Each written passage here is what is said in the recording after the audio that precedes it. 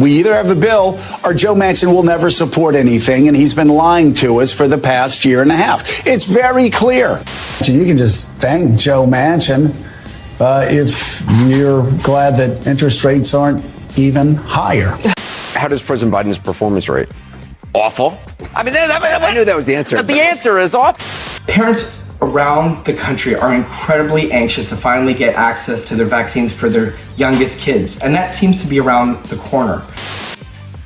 MSNBC and CNN are both now flip-flopping on their positions, attacking President Biden. The FDA has approved the vaccine for COVID for kids under 5 and guaranteed nobody cares. Elon Musk addressed the Twitter board and, what else is there? Maybe we'll get to the China-Taiwan thing. All that and more coming up on this episode of Daily Caller Live. Thanks so much for tuning in. My name is Jobob. Daily Caller Live starts right now. 3, 2, 1. Here we go! Might be the only brown guy in Earth named Jobob. That is actually her name, Jobob. Live from the dingy bunker, completely cut off from the outside world, except for you fine folks. My name is Jobob. This is Daily Caller Live. On today, it is June 17th, the year of our Lord 2022. It is Friday. You're headed into the weekend. Might as well head off on a funny note. We've got some hilarious clips that are juxtaposing what hosts on MSNBC said a couple months ago and what they're saying now, as well as CNN doing a massive reversal on how they believe President Biden is doing. Also, the FDA approved vaccines for kids under the age of 5. We'll talk about that and the statistics surrounding that interesting component. But first, this. I want to get to this. This is freaking fascinating. Joe Scarborough, host of MSNBC, former Republican congressman turned DC swamp guy, hosts the morning show on MSNBC called Morning Joe. Now, Morning Joe sometimes is a little bit more fair on things, especially because I believe he comes from a conservative background, but is very, very ingrained into the DC swamp. A couple months ago, he was remarking on Senator Joe Manchin not going along with the Democrats' Build Back Better, $3.5 trillion, probably closer to $6 trillion plan to spend more money. But now that inflation has gone up, Morning Joe has changed his tune. Watch this clip. These clips are a little bit lengthy, but trust me, they're worth every second of it because of the juicy goodness of saying, yeah, we told you so, dude. Watch this clip from Morning Joe in just January of 2022, in which he's talking about Senator Joe Manchin holding up the Build Back Better plan. Watch this. You get Joe Manchin and you get Joe Biden, and you put them in a room. And you say, we're not going to get out of this room until one of two things happen. One, we have a deal. Or two, we're going to have a press conference where we go out and announce that Joe Manchin does not support any piece of legislation regarding Build Back Better. We either have a bill or Joe Manchin will never support anything, and he's been lying to us for the past year and a half. It's very clear. So that's Joe Scarborough talking about, like he said, Joe Manchin, saying that, well, what just needs to happen is you need to put Manchin in the room and Biden in the room. And then if they can't figure it out, the Biden administration and Democrats should come out with a press conference and say, look, Joe Manchin won't work with us. He's a terrible person. He's been lying to us for the last year and a half. He won't do what we need him to do. Now that inflation is at 8.5%, new inflation numbers keep going up. Not a good thing for the American consumer, but that just is what it is. And unfortunately, we're all going to have to just deal with it. But now that inflation is the biggest topic on people's minds, especially heading into the midterm, people like Joe Scarborough and MSNBC are singing a different tune just a couple months later. Watch this clip and see if you notice a difference in attitude towards one Senator Joe Manchin. Check this out. You and I have spent our adult lives warning about rising deficits, rising debt. There have been many progressive economists saying that we were Chicken Littles, saying the sky is falling, the sky is falling. This is what we've been warning of. This is what happens. I was wondering why it was taking so long, but you flood the economy with too much money, with too much government debt, with too many, too many government programs, too much deficit spending. This is exactly what happens. And my God, I just wonder what would have happened if progressives had gotten their $6 trillion wish earlier this year. Yeah, in an ironic way, you almost have to thank Joe Manchin for blocking that, because $6.5 trillion of spending in this economy would make these numbers look small. Yeah, look, we had a huge budget deficit. We had an unbelievably aggressive reaction by the Fed to the pandemic. You can kind of understand why they were trying, but they just tried too hard. And now we're all going to pay the consequences in a very, very tough environment over the next year or two while this gets sorted out.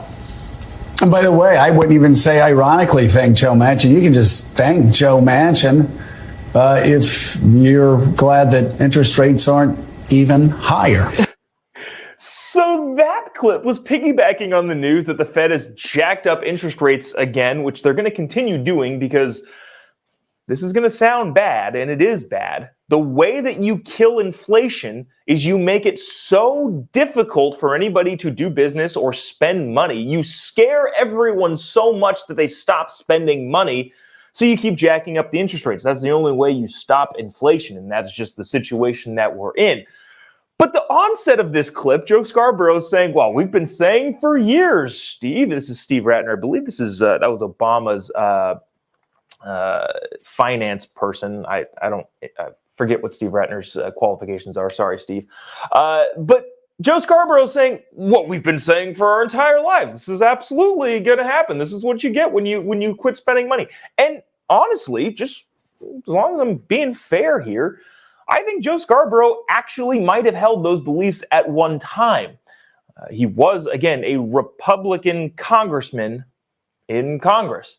And so maybe he actually did at one time believe, yeah, we can't spend all this money because inflation is going to happen and hyperinflation is going to happen. But since he's taken the job at MSNBC, however many, probably almost a decade that he's been there, maybe even over that. But he's been saying stuff like, yeah, Joe Manchin can't even come to the table with Democrats. Just, January, 5 months ago, saying that? And now going, wow, geez, I've been saying this for years that this was going to happen. I can't believe that people didn't listen to me. And then Ratner saying, you can almost ironically thank Joe Manchin. Then Joe Scarborough then says, no, not even ironically, you can fully thank Joe Manchin that interest rates aren't even going up higher than that. Dude, the flip-flopping is hilarious at this point. If you haven't already, click the little like button, the little share button. I would really appreciate you doing that. There's several hundred more people watching than have clicked the little like button, so I'd really appreciate if you could just hit the little like button and the little share button if you can, because people have to see this story. Speaking of mega cable news platforms trying to right the ship, this was on CNN recently. It was either yesterday or the day before that. But Anderson Cooper, who honestly, Anderson Cooper went off the rails for a couple of years. Before Donald Trump, I thought Anderson Cooper was a very, very fair, even-handed journalist. He, I think, took direction from Jeff Zucker over at CNN when Jeff Zucker was running the place, and said, went off the rails a little bit, as much of CNN did. I can't say the same for Don Lemon. Don Lemon's always kind of been a hack. But Anderson Cooper seemed to be kind of a straight and narrow type guy. CNN has actually openly been talking about how they're going more down the straight and narrow, I think. Zucker got fired, March of this year, February of this year, and the new leadership is saying, hey, we can't do all of this crazy partisan stuff and continue to make money. I don't know if you remember CNN Plus, didn't do super great.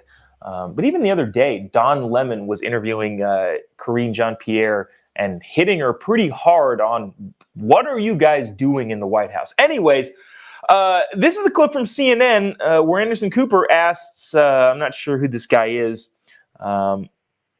finance, economics guy, how do you think Biden is doing? Here's his answer. How does President Biden's performance rate? Awful. I mean, I knew that was the answer. The answer is awful. I mean, I'll compare it to Carter at this point in his presidency, right? Look at the disapproval rating Joe Biden has on inflation right now. It's over 70%. Carter was not even there at this point in mid-1978. When you're doing worse than Jimmy Carter's doing in the minds of Americans on inflation, you know that they're holding you responsible for the conditions that are currently on the ground that are hurting Americans in their pocketbooks. Sorry about that blank screen there. Again, there's not really much more that I can say on that because it's pretty bad. They spent 4 or 5 minutes before this clip in the same segment talking about how bad things are. So I'm not sure what this is a sign of. I think it's pretty evident and pretty clear that Democrats are about to get shellacked in the midterms, which is going to then put it on Republicans to, hey, whatever you can do. I know you don't have the presidency, but whatever you can do to right the ship, you should probably start. Well, you're going to get that opportunity in November.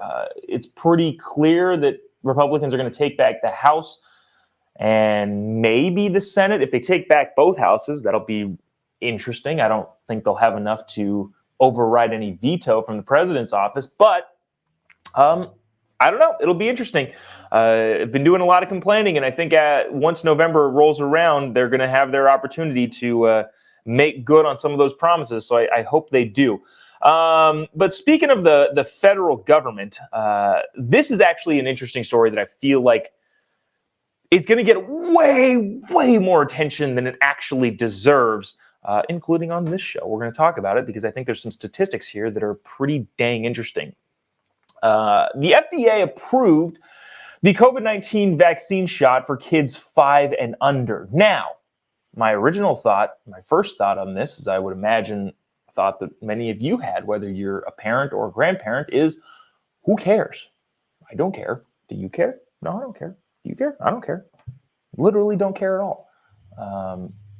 If it starts getting forced on kids to go to school or anything like that, now we've got a problem. Now I care a lot. But the FDA coming out and saying it's FDA approved for kids under the age of 5, who cares? And the reason that nobody cares are some statistics that I'll explain to you after I watch this video. Because like you, I think, and like me, I didn't care at all about this. But there are people out there that are saying that finally parents are able to get their kids the shot. Watch this guy from ABC News talking about how anxious parents have been patiently awaiting the COVID-19 shot. Check this out. Parents around the country are incredibly anxious to finally get access to their vaccines for their youngest kids, and that seems to be around the corner.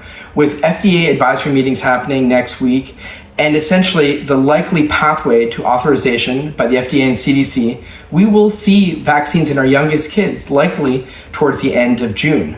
This is incredibly exciting because this represents an 18 million person cohort that is yet to have access to the vaccine. And while many parents are anxiously waiting, of course, many are still concerned about whether the vaccine is safe and effective.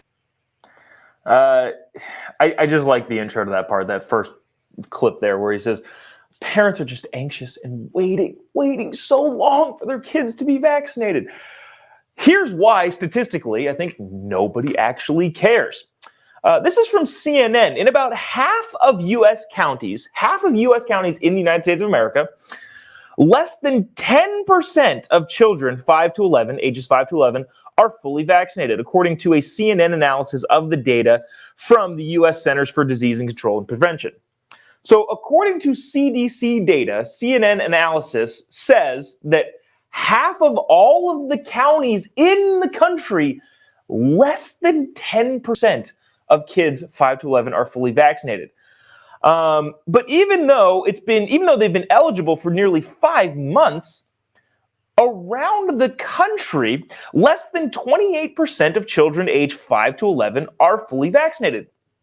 So even in the deepest blue states and cities, including all of them, less than 28% of kids age 5 to 11. So that's the youngest group to be eligible for the shot. But the reality is that parents don't want to get it for their kid. Now, statistically speaking, kids are at substantially little less risk, very, very little risk, which thank God, by the way. But we've talked about it many times on this show. Kids have almost zero risk to any severe outcome, severely bad outcome from having the CCP bat fever. But if you're going to take that 28% of kids being fully eligible, or of eligible kids being fully vaccinated, so what is that number in reverse? 72% of American parents decided, yeah, we're not getting our 5 to 11-year-old the COVID shot, which would include, statistically, it would have to include not only Republicans, but also Democrats and also independents. What, like 47% of America is registered as a Republican if you're registered to vote? The rest have to be, that doesn't, bottom line is that doesn't make up the entirety of parents who have kids in that age bracket. There needs to be a substantial chunk of Democrats and independents also saying, yeah, I don't think I need that for my kid. So there's that. That's really all there is to that. The FDA officially and finally has approved that. And I want to get to this story before we end the week. Kind of on a, I don't know, happy note, maybe we'll call it that. This is Elon Musk. Elon Musk addressed Twitter, the Twitter staff at an all-hands Zoom meeting. The one thing I thought was interesting about this is Elon's camera setup. He's got like super close. His face is like really close. I just feel like, you know, you're a billionaire. I don't know, get a nicer camera or like an assistant that frames you up a little nicer, knowing that this is going to leak to the public. But our good friends at Project Veritas had somebody leak this footage to them, and it's Elon Musk addressing the staff. Now, the whole video that they put out is like 2.5 minutes long. This is like the 30 seconds, and I really wanted to bring this up so that any of the lefty friends that I have that may be watching, I consider you friends. Maybe we disagree on things, but that's just the way things work. But any of the lefty friends that I have can see that Elon Musk is definitely 100% not a right-wing extremist as he's been portrayed in the media and on Twitter and through a lot of your lefty talking channels. If you haven't already, I would appreciate it if you click the little like button, maybe the little share button. Helps us get to more people, helps us stay on, continue what we're doing. But here's Elon Musk addressing the Twitter staff about how he sees Twitter and how he thinks it's going to operate in the future. I think an important goal for Twitter would be to try to include as much of the country, as much of the world as possible. So the things that I've said about Twitter, I think need to happen in order for it to be, to really go to the next level. I mean, I think like the potential is there for Twitter to have be accessible to an order of magnitude more people. Let's say the far left 10% and far right 10% were equally upset on Twitter, then that would probably be a good outcome. The standard is much more than not offending people. The standard should be that they're very entertained and informed. So there's right-wing extremist Elon Musk. If you're just listening, I'm using the air quotes when I say Elon Musk is a right-wing extremist because he said pretty blatantly, and he's been saying this for a while. This is not new. It's just the most recent iteration of Elon Musk saying this. He's saying that, well, if the furthest 10% on the left and the furthest 10% on the right are equally upset, that means we're probably doing a pretty good job. Most of America's, I don't want to say in the middle, but center right and center left. That's just the reality. As a whole, collectively, this is a center right country. There's really no denying that.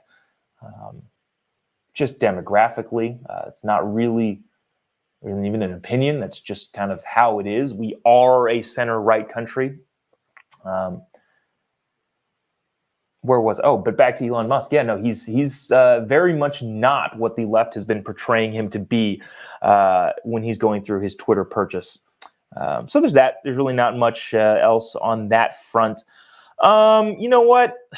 Maybe the China thing is not imminent, but maybe we'll get to that on Monday. I know I've been talking about it the last couple days that we'll get to it, but that's we'll head on into the weekend. Not early, but on time.